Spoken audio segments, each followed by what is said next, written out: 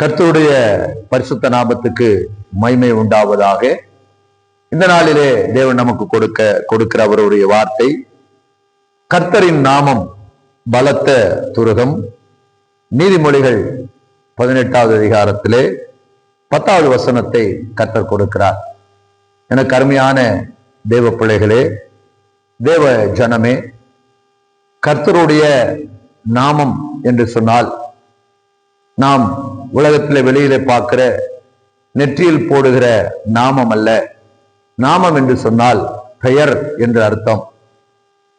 அவருடைய பெயரை நாம் சொல்லும் போது அது பலத்த துருகமாய், துருகம் என்றால் நமக்கு பாதுகாப்பு என்று அர்த்தம்.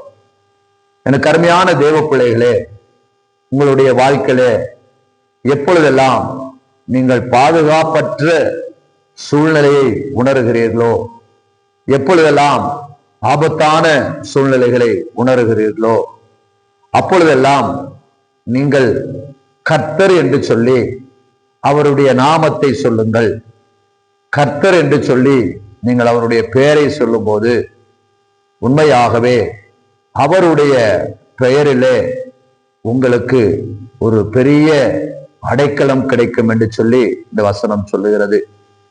நாம் யாராய் இருந்தாலும் சரி, நாம் கர்த்தர் என்று சொன்னால் நிச்சயமாய் அந்த கர்த்தர் என்று நீங்கள் சொன்னவுடனே கர்த்தர் என்னை நடத்துவார், கர்த்தர் என்னை பாதுகாப்பார், கர்த்தர் என்னை உயர்த்துவார், கர்த்தர் என்னை ஆசீர்வதிப்பார் என்று சொல்வீர்களானால் நிச்சயம் அது உங்களுக்கு பலத்த துருகமாய் மாறும்.